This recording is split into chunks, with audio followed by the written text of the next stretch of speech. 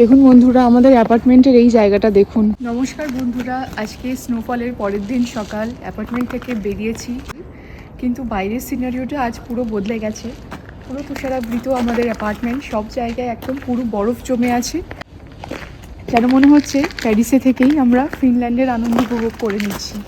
কি দারুণ লাগছে, বরফ নিয়ে খেলা করা সব কিছুই ভীষণ ভালো।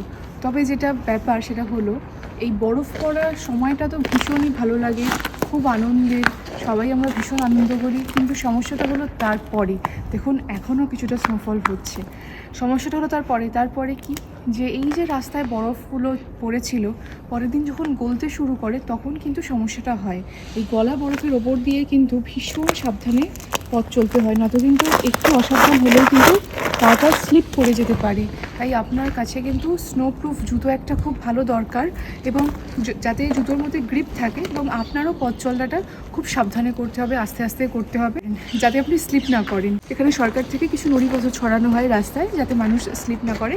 তবে আপনার সাবধানতা মেনটেন করাটা সব থেকে বেশি জরুরি। হলো রাস্তাটার অবস্থা।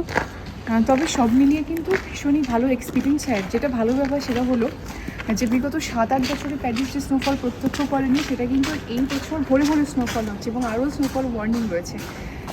তার মানে কি, গ্লোবাল ওয়ার্মিংয়ের জন্য প্যারিসে স্নোফল হচ্ছিল না। তাহলে এইটা কিন্তু একটা খুব ভালো ব্যাপার পরিবেশের তরফ থেকে। সেটা যে কোনো এফেক্টের জন্যই হতে পারে, লা নিনারও একটা এফেক্ট আছে এই বছর। তবে এই ব্যাপারটা কিন্তু ভালো ব্যাপার। প্যারিসে আগে প্রচুর স্নোফল হতো, কিন্তু বিগত 7-8 বছরে হয়নি। তবে এই বছরটা আমরা পেলাম, সব মিলিয়ে খুবই উপভোগ্য। বাড়ি থেকে, আমাদের ব্যালকনি থেকে তো উপভোগ করতেই পারলাম। আর রাস্তায় বেরিয়েও যখন দেখছি পুরো একদম স্নো ভরে রয়েছে, একটুও মনে হচ্ছে না যে এটা প্যারিস। আমরা যখন ঘুরতে যাই সেরকম জায়গার কথা মনে হচ্ছে। দেখুন বন্ধুরা, সামনেটা পুরো একদম উইন্টার ওয়ান্ডারল্যান্ড। কারণ আমরা যারা ট্রপিক্যাল কান্ট্রি থেকে বিলং করি, যেখানে গরমই গরম, যেখানে স্নোফলের কোনো চিহ্নমাত্র থাকে না, তাদের কাছে এই জিনিসটা বেশ একটা বিরাট পাওয়া। ভীষণ ভীষণ সুন্দর, মানে সামনেটা এত সুন্দর লাগছে দেখতে। তবে খুব সাবধানে পথ চলছি, আপনারাও ভীষণ সাবধানে থাকবেন ঠান্ডায়।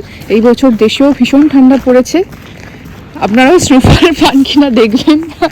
ভিডিওটা কেমন লাগলো বন্ধুরা? ভালো লাগলে অবশ্যই আমায় জানাবেন, আর একটা লাইক করে দেবেন। সবাই খুব ভালো থাকুন, সুস্থ থাকুন। এই স্নোফল যারা দেখছেন তাদেরকে জানাই মিষ্টি শীতের মিষ্টি শুভেচ্ছা। দেখুন বন্ধুরা, আমাদের অ্যাপার্টমেন্টের এই জায়গাটা দেখুন। দেখে কি মনে হচ্ছে যে এইটা কোনো একটা, মানে এমনি নর্মাল কোনো একটা রেসিডেন্সিয়াল এরিয়া প্যারিস। এটা মনে হচ্ছে না কোনো একটা, যেন মনে হচ্ছে কোনো একটা ski area. Wow, this is our apartment in Paris.